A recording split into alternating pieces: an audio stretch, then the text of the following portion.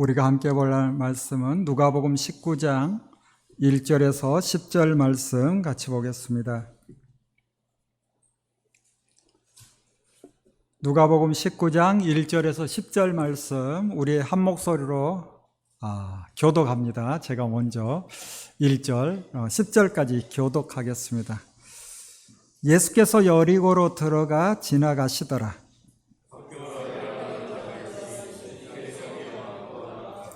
그가 예수께서 어떠한 사람인가 하여 보고자 하되 키가 작고 사람이 많아 할 수 없어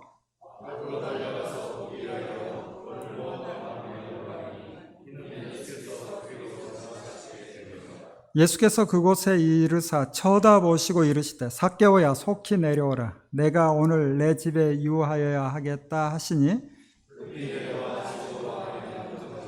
무사람이 보고 수군거려 이르되 저가 죄인의 집에 유하러 들어갔도다 하더라.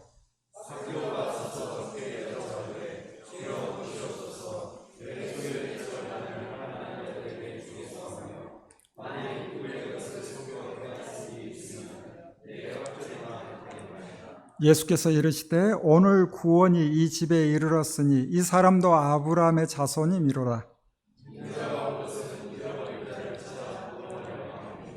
아멘. 기도합니다. 하나님, 함께 주의 말씀 대합니다. 기록된 말씀을 통하여 주님의 뜻을 밝히 알게 하시고 주의 말씀을 마음에 새겨 주님이 원하시는 삶을 살아갈 수 있도록 우리를 붙들어 주옵소서.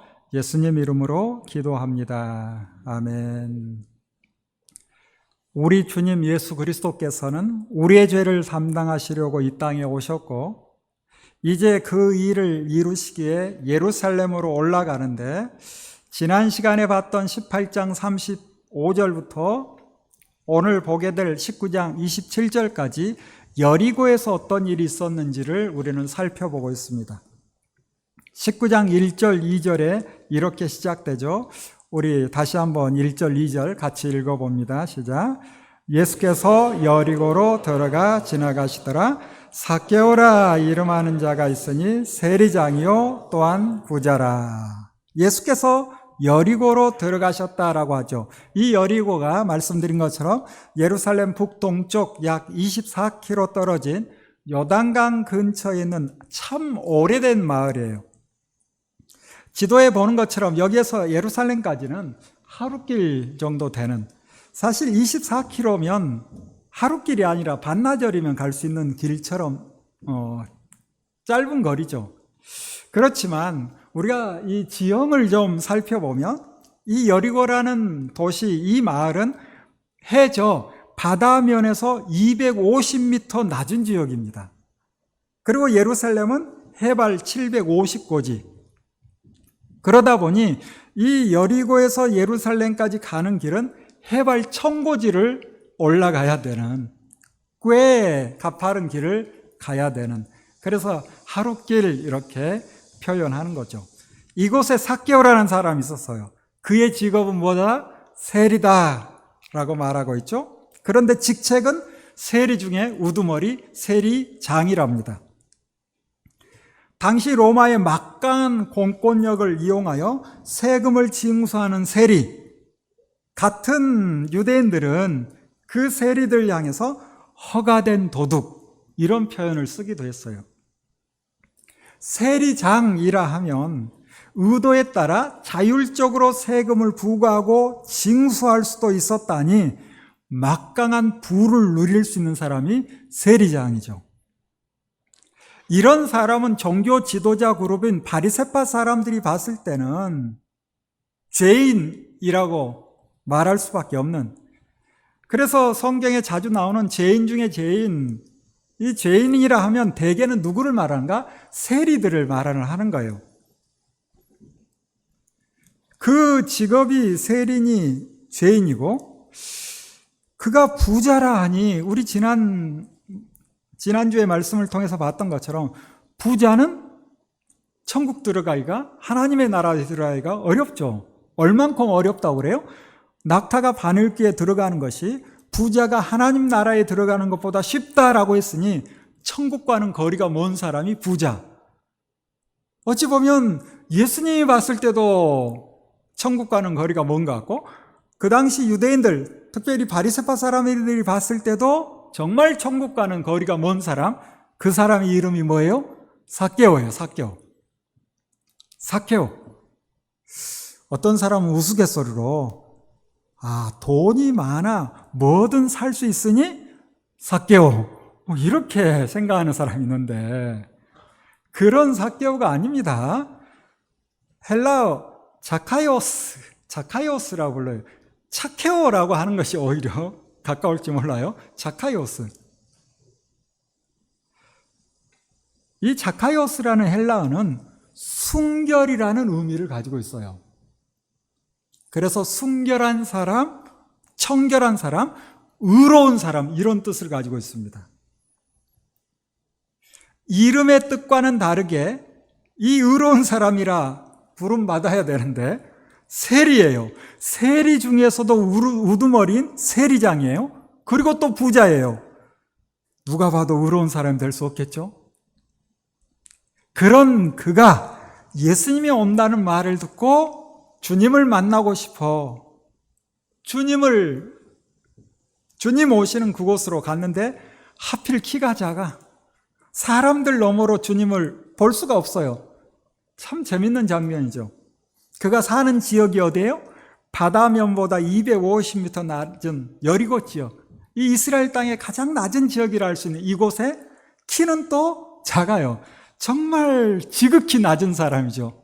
이 지극히 낮은 곳에 키가 작은 삭개오는 높은 곳을 향해 온갖 방법을 다 사용하여 나름 출세는 했을 것 같아요. 그렇지만 내가 이름값도 못하고 살지 않나 라고 했겠죠. 순결하고 정결하고 의로운 삶을 살아야 되는데 사람들로부터 끊임없이 손가락질 받고 있으니 이 괴로운 삶을 언제 좀 털어버리고 사람들에게 좀 칭찬 듣는 그런 사람이 될까, 이런 생각도 있었을 것 같아요. 그런데 들려오는 얘기에 나사렛 예수, 그분은 우리와 같은 세리들의 마음을 읽어주며 세리라 할지라도 회개하고 돌아오면 용서하신다라는 말을 듣게 되는 거죠. 마음 졸이고 있을 때 마침 주님이 여리고에 오신다 하니 주님을 뵙고 싶어요. 그러나 차마 앞으로 나서지 못하고 먼 발치에서라도 보고 싶으나 사람들이 많아 볼 수 없는 상황이에요. 어떻게 해야 됩니까? 이 삭개오 성격상 뒤로 물러나지 않을 거예요. 앞으로 나아가는 거죠. 그래요. 앞으로 나아가는 거예요. 그래서 예수님이 오는 그 길 앞으로 나아가서 먼저 자리를 잡으려 하는데 이미 사람들이 있어. 어떻게 합니까? 나무 위로 올라가는 거예요. 예전에는 뽕나무, 지금 개역 개정에서는 돌 무화과나무로 올라갑니다. 이곳에서 이제 주님 먼 발치에서부터 오시는 것을 바라보고 있는 거예요. 이곳에서 올라와 주님을 기다리는 삭개오의 마음이 어땠을까? 여러분, 삭개오의 마음처럼 주님을 간절히 기다려 본 적 있어요? 주님의 은혜를 사모해 본 적 있어요? 이 삭개오의 마음이 어땠을까? 주님이 많은 사람들과 함께 가까이 오시더니 그 나무 아래서 나무 위에 있는 삭개오를 쳐다보는 거요. 주님이 말씀하시죠. 삭개오야, 속히 내려오라. 내가 오늘 너의 집에 머물겠다 말씀합니다. 깜짝 놀랐을 거야. 어떤 분은 그렇게 표현해요. 너무 놀라서 떨어졌다. 뛰어내렸는지 떨어졌는지 알 수 없으나 기뻐하면서 주님을 자기의 집으로 모셔드립니다. 이 장면을 보고 있는 사람들의 반응은 어떠한가? 주님께서는 누구든 만나주시는구나 라고 해야 될 텐데 사람들의 반응은 어때요? 어찌 죄인의 집에 들어가는가 라고 수군거리는 거예요. 말씀드린 것처럼 그 당시 죄인 중에 죄인을 세리라고 하니 이 세리장은 죄인 중에 괴수 이렇게 여겼을 텐데 주님께서 그의 집에 들어가니 수군거릴 수밖에 없겠죠. 그렇지만 삭개오는 집에 주님을 드리고 바로 어떤 이야기를 합니까? 내 소유의 절반을 가난한 자들에게 주겠사오며 만일 누구의 것을 속여 빼앗은 일이 있으면 4배로 갚겠습니다 라고 말합니다. 대단한 결단이죠.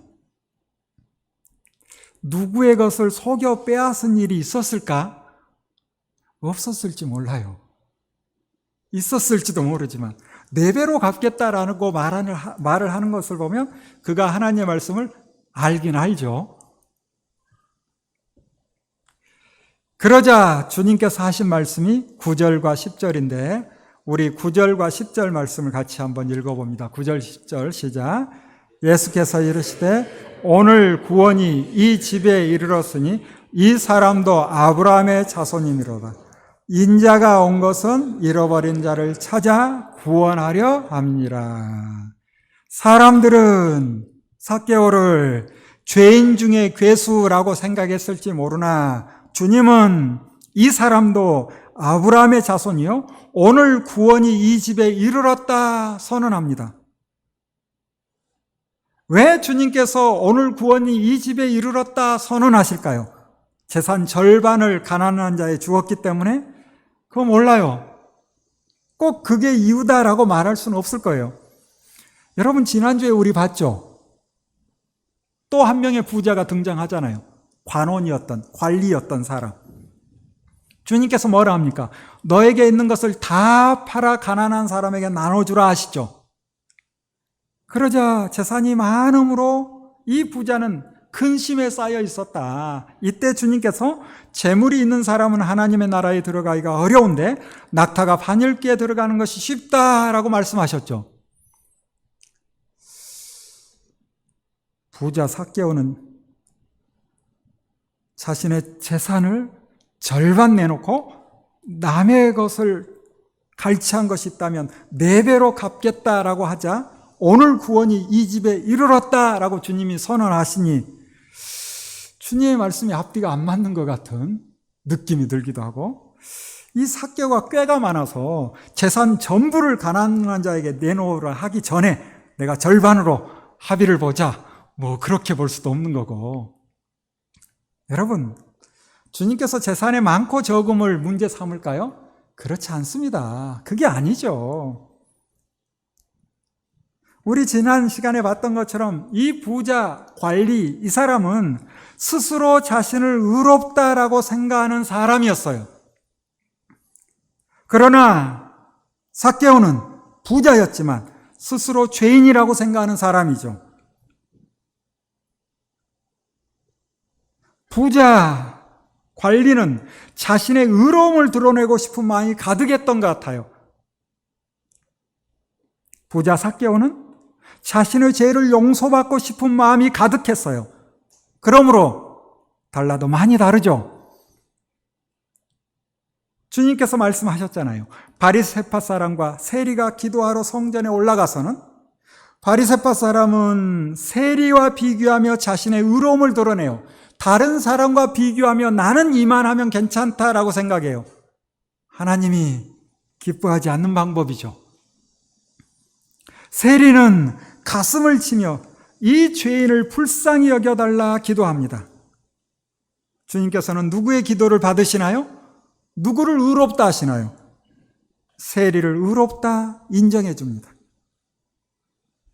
여러분 혹 우리가 다른 사람과 비교하며 나는 괜찮다라는 생각을 가지고 있는 분이 있는지 그러진 않겠지만 사람이 잘나면 얼마나 잘났고 못나면 얼마나 못났을까요? 모두가 타락한 본성을 따라 살아가며 어떤 사람은 속내가 드러나서 사람들에게 드러났기 때문에 손가락질 받기도 하지만 괜찮은 사람, 어찌 보면 그 사람은 그동안 살아온 부끄러운 일들, 말들 들키지 않아서 괜찮아 보이는 것이 아닌지 혹 우리도 그렇지 않나요? 위에 계신 하나님께서 보실 때는 도토리 키재기죠. 그러니 누구나 하나님 앞에서는 자랑할 게 없습니다. 심지어 하나님의 일을 좀 했다 하더라도 주님 앞에서는 무익한 종이요, 해야 할 일을 한 것뿐입니다 라는 마음을 가져야 되는 거죠. 그런데 그런 마음이 전혀 없는 사람들이 당시 종교 지도자들이요, 바리새파 사람들인데, 그들은 자신들은 의롭고 자신들처럼 하지 않는 사람들은 죄인으로 몰아가며, 그들은 아브라함의 자손 하나님의 백성이 아니다 라고 하니, 오히려 주님께서는 그들이 죄인 취급하는 그 사람들을 찾아내서 구원을 선언하시며, 내가 온 것은, 인자가 온 것은 잃어버린 자를 찾아 구원하려 함이라 말씀합니다. 그리고 이어지는 11절부터는 믿음의 사람들에게 어떤 삶을 살아야 될 것인지, 뿐만 아니라 예수 그리스도를 왕으로 받아들이지 않는 사람들을 향해서 어떤 무서운 경고를 하시는지 우리는 11절부터 볼 수 있는데, 우리 11절 말씀을 같이 읽어봅니다. 11절 시작. 그들이 이 말씀을 듣고 있을 때 비유를 더하여 말씀하시니, 이는 자기가 예루살렘에 가까이 오셨고 그들은 하나님의 나라가 당장에 나타날 줄로 생각함이더라. 이 말씀을 듣고 있을 때 비유를 더하여 말씀하셨다라고 하죠. 그런데 이 비유를 하신 이유가 뭐라고 밝히고 있어요? 이제 예루살렘에 가까이 오셨기 때문에 하신다는 거예요. 예루살렘에 가까이 왔다는 의미는 뭐예요? 예수님과 함께 동행하는 사람들은 어떤 생각을 가지고 예수님과 예루살렘으로 가는 겁니까? 하나님의 나라가 이제 임할 것이다 라고 생각하면서 가는 거예요. 하나님의 나라, 주님께서는 이미 하나님의 나라가 우리 가운데 임했다라고 이야기를 하고 있죠. 그런데 아직도 사람들은 잘 몰라요.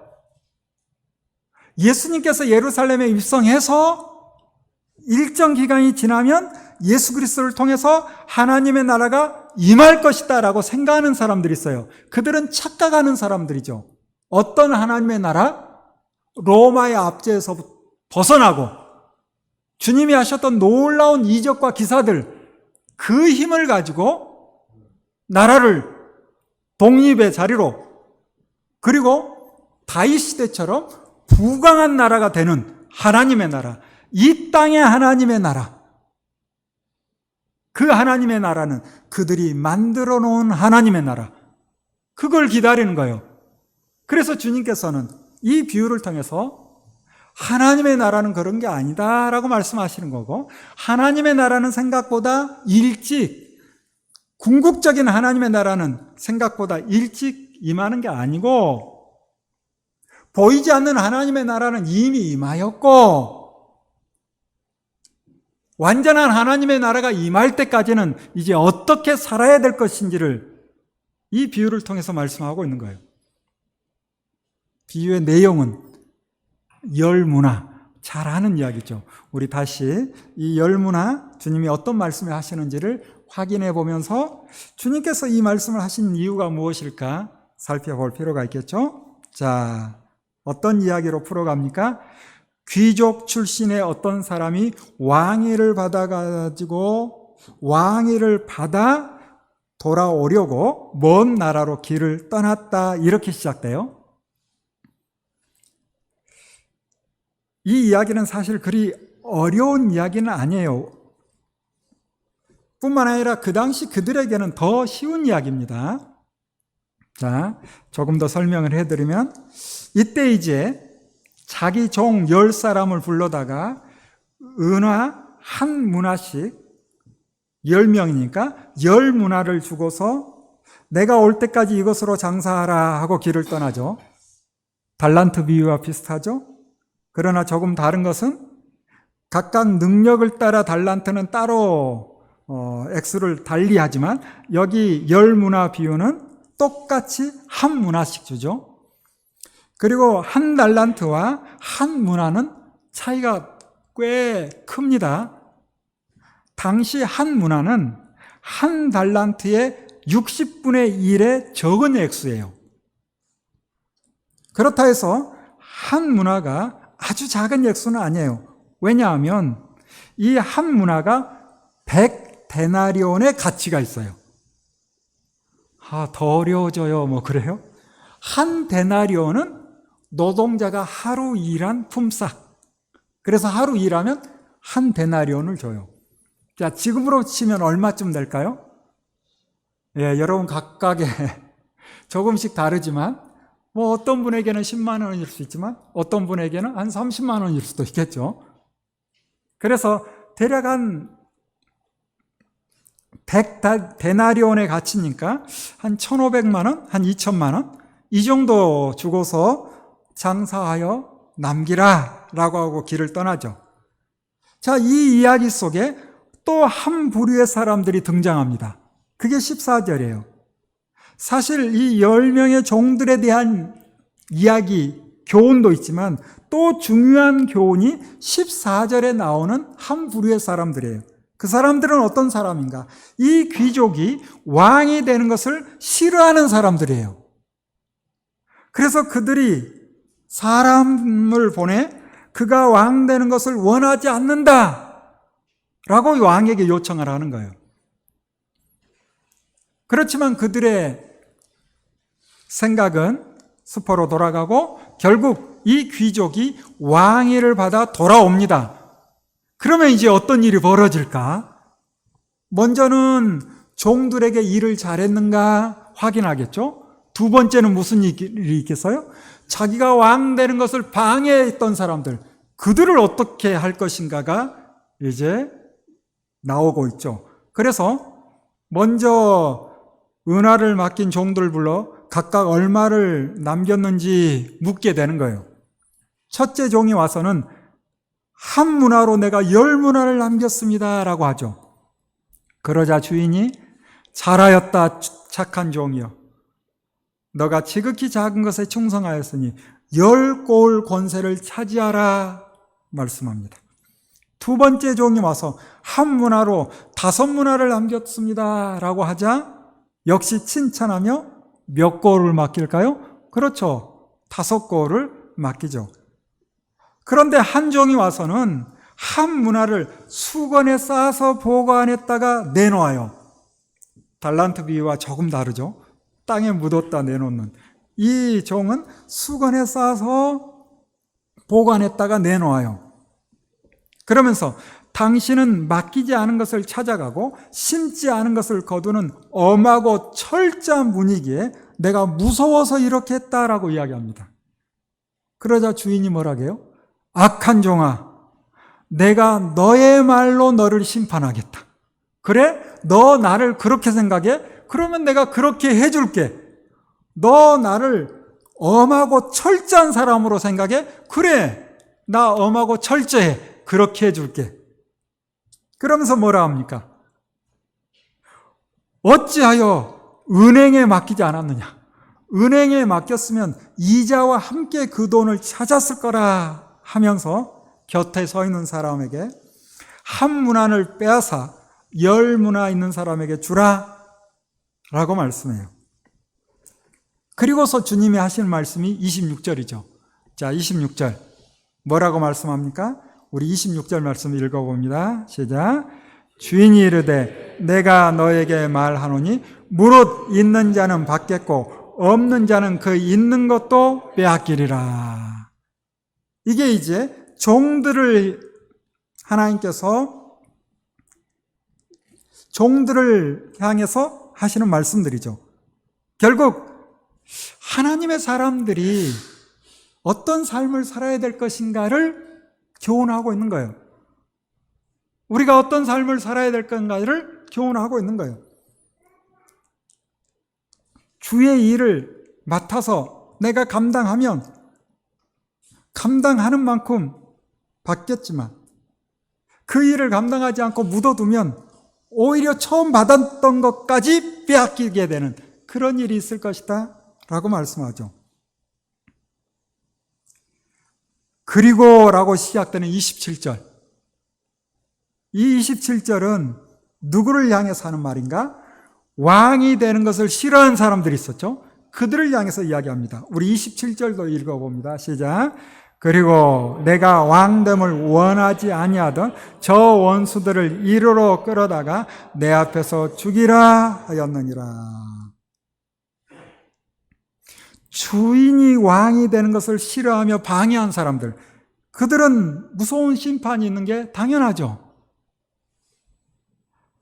이 비유가 그들에게는 쉽게 이해됐을 텐데 그 이유는 무엇인가 하면 예수님 당시에 이런 일이 실제 있었거든요. 예수님이 태어날 때 헤롯이 통치했었죠. 이 헤롯이 예수님 유아기 때 죽습니다. 그러면서 이제 헤롯 대왕의 아들들이 각 지역을 나누어 통치하게 되는데 그 중에 아켈라오, 이 아켈라오라는 아들이 유대 지방 그리고 사마리아 이 이스라엘의 노른자의 땅을 통치하기 위해서 그 통치권을 얻기 위해서 로마로 가요. 이때 유대인들이 아켈라오 통치를 싫어해서 50명의 사절단을 구성해 이 아켈라오가 왕이 되는 것을 저지하려고 보냅니다. 결국은 실패로 끝나요. 그 이후에 이 유대 땅에 어떤 일이 벌어집니까? 끊임없이 유대인들은 아켈라오 통치를 싫어하고 데모하고 결국 유대인 8,000명이 학살당하는 일이 유대 땅에 벌어지죠.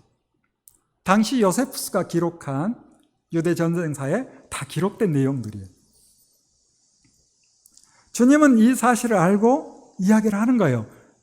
그렇다 해서 아켈라오가 주인이고 그런 의미는 아니지만 왜 이 말씀을 하셨을까? 우리는 11절에 다시 한번 생각해야 돼요.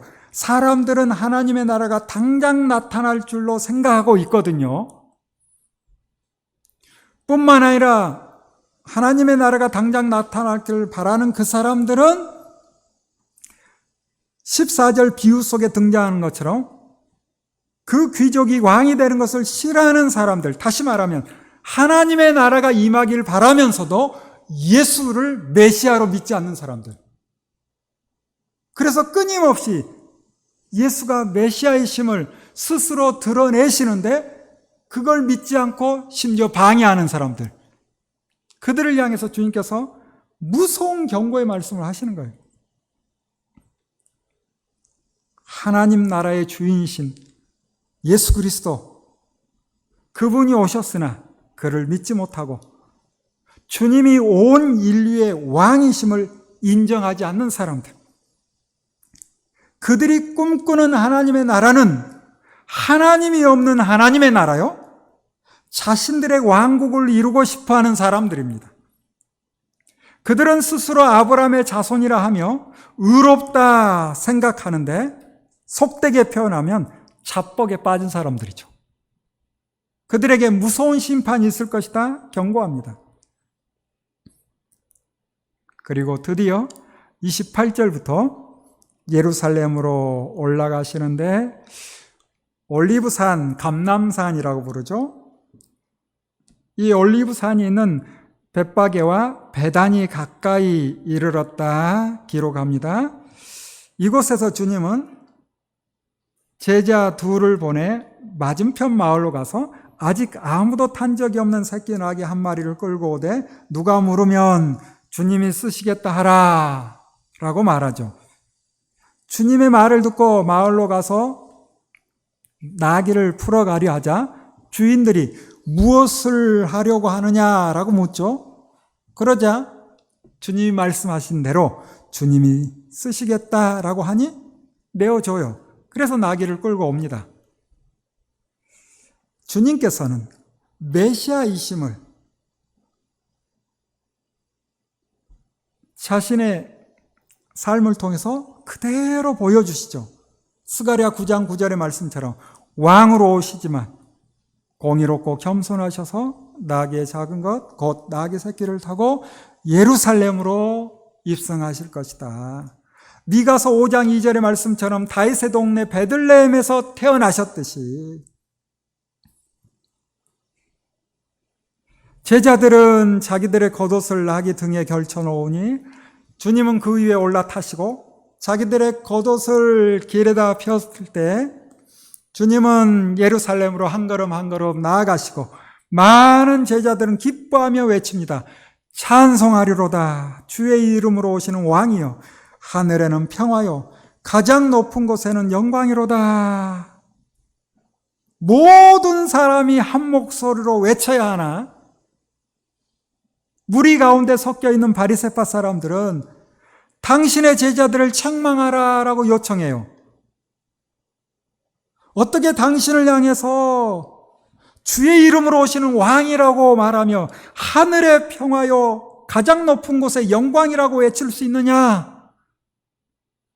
당신은 선지자 중에 한 사람일지는 모르겠지만 우리가 기다리는 메시아는 아니다라고 생각하면서 당신의 제자들을 책망하여 소리치지 못하게 하라. 주님이 뭐라고 말씀하세요? 만일 이 사람들이 침묵하면 돌들이 소리 지를 것이다 말씀합니다. 이렇게 말을 해도 바리새파 사람들은 받아들이지 않죠. 그리고 예수님께서 가까이 오셔서 예루살렘 성을 보시며 눈물을 흘리시는데 우리 42절부터 44절까지 같이 한번 읽어봅니다. 시작. 이르시되 너도 오늘 평화에 관한 일을 알았더라면 좋을 뻔하였거니와 지금 내 눈에 숨겨졌도다.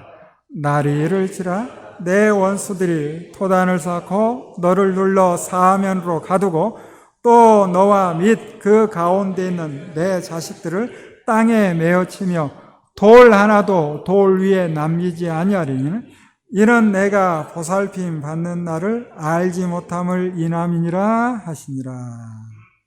예수님께서 예루살렘으로 입성할 때 많은 사람들이 호산나 외치지만 다 그렇지는 않죠. 또 이스라엘 예루살렘 그곳에 있던 기득권 힘 있는 사람들, 지도층 사람들은 이게 무슨 소리야? 말도 안 돼.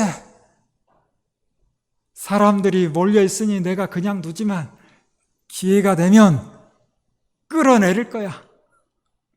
주님으로 인정하지 않는 거예요. 또 많은 사람이 주님을 호산나 하고 외치며 그의 오심을 높여 찬양하지만 정말 그 마음속에 구약에 예언된 예수 그리스도, 우리를 구원할 메시아, 하나님의 아들 그렇게 믿었을까? 그런 사람은 많지 않았을 것 같아요. 그러다 보니 주님께서는 예루살렘으로 오셨지만 그 성을 보시며 눈물을 흘리시는 거예요. 왜? 앞으로 닥칠 예루살렘의 재앙, 이제 얼마 있지 않아 일어날 주후 70년 로마의 베스파시아누스를 시작으로 그의 아들 티투스에 인해 예루살렘이 피해 도성이 되는 것을 주님은 미리 내다보시며 눈물을 흘립니다. 주님이 눈물을 흘리신 그곳 예루살렘 성전 바로 건너편에 있는 감람산. 그래서 이해하기 좀 쉽게 말하면 저기 일자산 높은 곳에서 이쪽 우리 교회를 바라보는 그렇게 멀지 않은 그곳, 거기에 기념교회를 하나 세워놨는데 눈물교회라는 기념교회가 있습니다. 기회가 되면 가보면 참 좋겠죠. 이 눈물교회에서 예루살렘 성이 한눈에 다 보여요. 그래서 관광객들이 이곳에 오랜 시간 머물며 예루살렘 성과 성전을 조망하고 사진도 찍고 하는 장소가 바로 눈물교회 예배당 그곳입니다. 저도 한 10년 전 2013년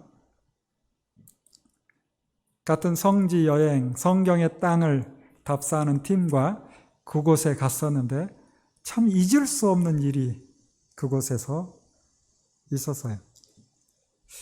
일행들은 예루살렘 성을 바라보고 있었고 가이들은 예수님 이야기를 하면서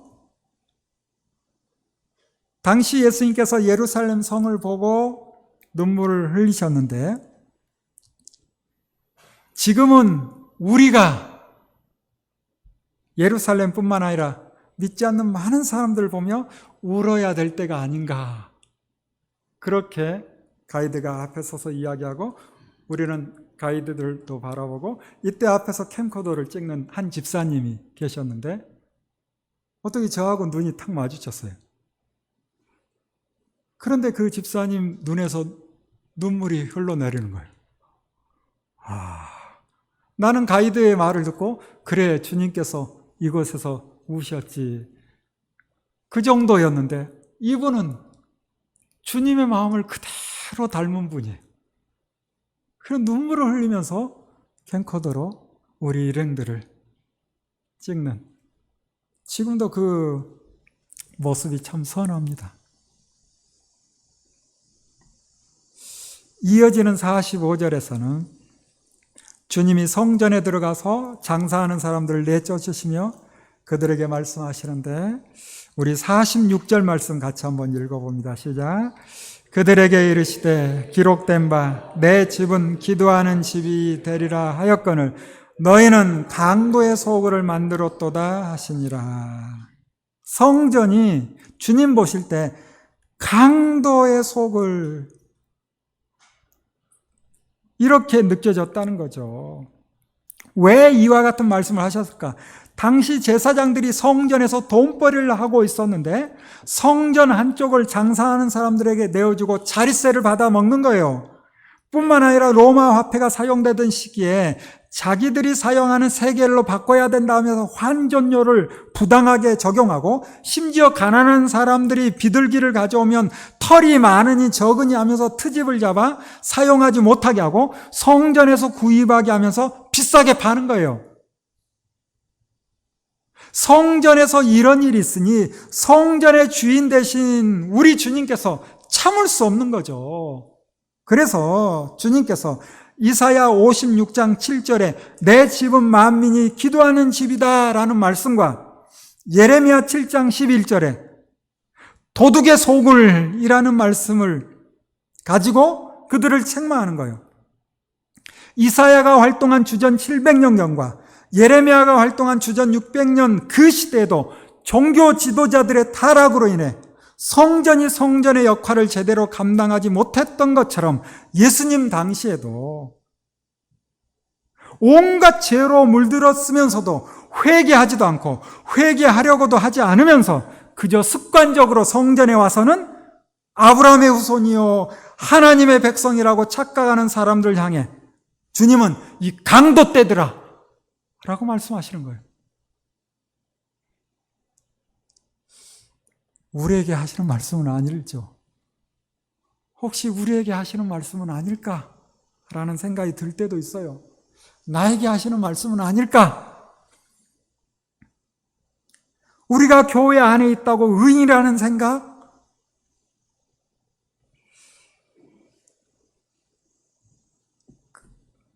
교회 안에 있다고 의인을 할 수 있는가? 교회 안에 회개한 죄인과 회개하지 않은 죄인이 있는 거죠. 주님은 회개한 죄인을 의인 삼아 주실 것으로 믿기 때문에 우리가 앉아 있는 거죠.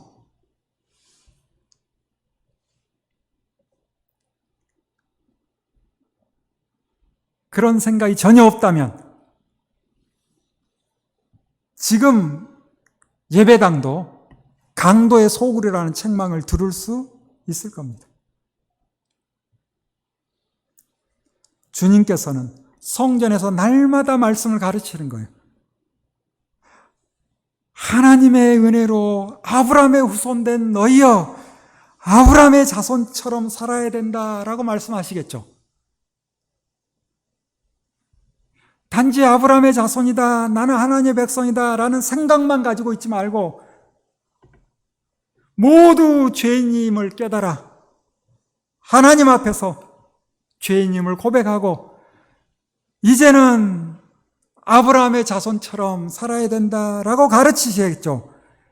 그렇지만 대제사장들과 율법학자들 그리고 백성의 지도자들은 주의 말씀을 듣지 않아요. 오히려 예수님을 죽이려 해요. 그래도 다수의 사람들은 주님의 말씀을 귀를 기울여 듣고 있으니 그 사람들 때문에 어찌하지 못하고 기회를 보고 있어요. 백성들은 귀를 기울여 주님의 말씀을 들으나 종교 지도자들은 귀를 막고 주님의 말씀을 듣지 않습니다. 그렇다 할지라도 주님께서는 그들까지도 복음을 듣고 받아들이게 하기 위해서 어르고 달래시죠. 책망하고 경고하시죠. 그렇지만 여전히 귀를 막고 있으니 안타까운 일입니다. 사람이 귀를 기울여 주의 말씀을 듣지 않으려 하면 들리지 않습니다. 사랑하는 여러분, 잠언 8장 17절에 나를 사랑하는 자들이 나의 사랑을 입으며 나를 간절히 찾는 자가 나를 만날 것이라 말씀합니다. 우리 모두 하나님을 간절히 찾아 주님을 만나고 주님의 사랑 가운데 살아가는 우리 모두 되기를 바랍니다. 기도하겠습니다. 주님, 마지막까지 한 사람 한 사람, 한 영혼 부르시며 하나님의 나라로 영원한 생명으로 초대하시는 주의 말씀을 대합니다.